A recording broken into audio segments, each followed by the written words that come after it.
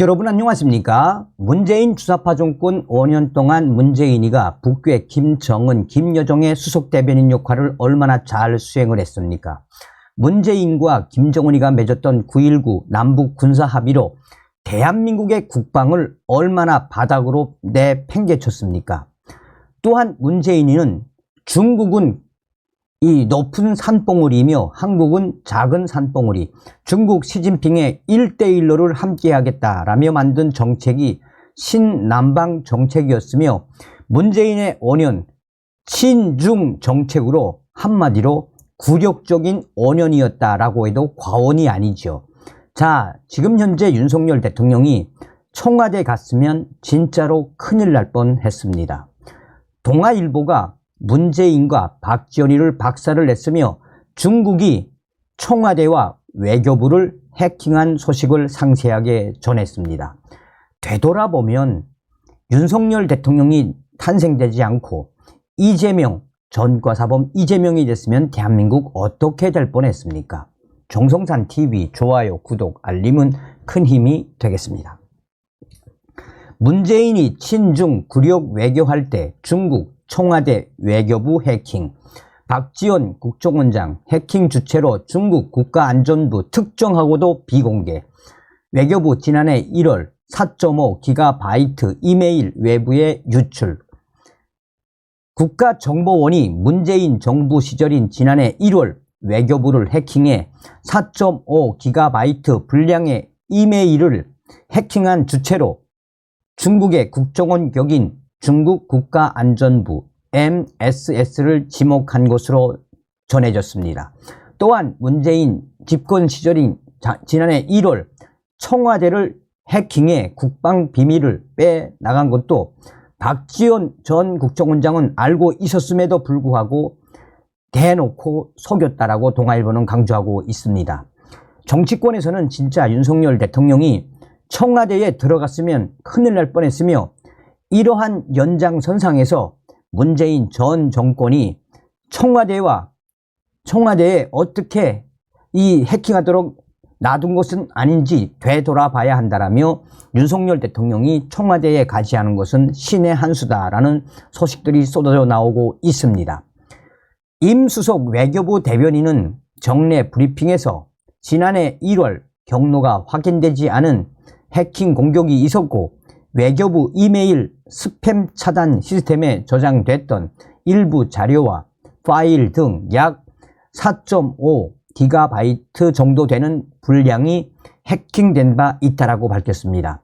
하지만 유출된 자료에 기밀은 포함되지 않았다라고 강조하며 대부분 개인 이메일상 차단된 스팸이어서 실질적인 피해는 없었던 것으로 확인됐다라고 말했습니다. 임 대변인은 이후 외교부는 정보 시스템에 대한 특별 보안 점검을 실시했고 네트워크를 재구성해 재발 방지 조치를 취한 바 있다라고 덧붙였습니다. 보통 해커는 다수의 중간 경유지를 이용하고 있기 때문에 최종 경유지 IP를 근거로 해 특정 국가에서 해킹했다고 판단하기는 어렵다고 전제하고 외교부는 국경 없는 사이버 공간의 특성을 고려해 국가에 대한 구분 없는 이 사이버 침해 예방을 위해 최선을 다해 나갈 것이라고 다짐했습니다. 동아일보는 정부 소식통의 말을 인용해 당시에 문재인 정부에서 어떤 일이 있었는지 문재인 전 대통령과 박지원 전 국정원장이 중국의 해킹 사실을 알고도 속인 사실을 보도했습니다. 동아일보는 정권 교체 한 달여 뒤인 지난해 4월경 우방국에서 한국 정보 채널을 통해 외교부를 상대로 한 중국의 해킹 단서, 해커와 활동 시기 등에 대한 구체적인 첩보를 전달했다라고 보도했습니다. 우방국이 정권이 교체된 뒤 한국 정부에 이러한 첩보를 보냈다는 것은 매우 이례적이다라고 동아일보는 강조하고 있습니다.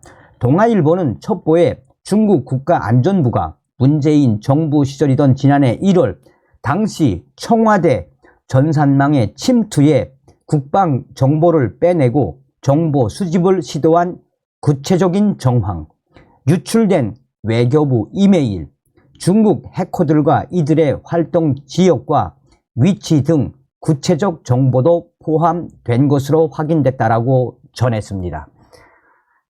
그러면서 동아일보는 특히 박지원 전 국정원장이 이끌던 국정원은 지난해 1월 중국의 해킹 첩보를 자체적으로 입수, 중국 국가안전부가 스팸 차단 장비의 취약 지점을 악용하고 이메일을 유출한 사실을 확인했지만 박지원 전 원장은 이를 공개하지 않았습니다.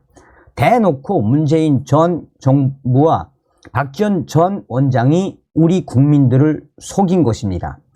이와 관련하여 대선 한 달여 전인 지난해 2월 국민의힘은 박지원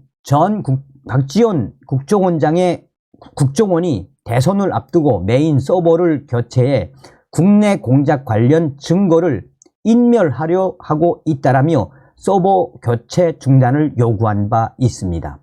한편 문재인 전 대통령은 2017년 12월 14일 중국을 국빈 방문했습니다. 당시 공식 환영식에서 왕이 중국 외교부장이 악수를 한 뒤 문재인의 왼팔을 툭 치면서 논란이 일었습니다. 문재인의 굴욕 외교는 다음 날인 2017년 12월 15일 열린 베이징대 연설에서 더 확대됐습니다. 문재인은 연설문 곳곳에서 중국을 높은 산봉우리 대국이라고 치켜 세웠습니다. 반면 한국은 작은 나라라고 지칭하면서 중국이 주변국을 보다 넓게 포용해 줄 것을 당부했습니다. 실제로 문재인은 중국은 단지 중국이 아니라 주변국들과 어울려 있을 때 그 존재가 빛나는 국가이며 높은 산봉우리가 주변의 많은 산봉우리와 어울리면서 더 높아지는 것과 같다라고 했습니다. 뿐만 아니라 문재인은 중국 국빈 방문 당시 10기 중 8기를 혼밥한 것으로 알려졌습니다. 이 기간 중 중국 측 경호원들은 우리 수행기자 2명을 집단 폭행하기도 했다라고 동아일보는 전하고 있습니다. 자, 이 기사에도 많은 우리 네티즌들이 뭐라고 강조하고 있습니까? 문재인의 원인은 한마디로 치욕과 같은 굴욕의 원인이었다. 윤석열 대통령이 청와대 갔으면 정말 큰일 날 뻔했네. 또한 문재인이가 대놓고 대한민국의 청와대, 외교부 해킹하도록 길을 터놓은 것이나 다름이 없네 등등 문재인과 박지원이를 박살내는 댓글들이 줄을 이루고 있습니다. 다음 시간에 뵙겠습니다. 멸공.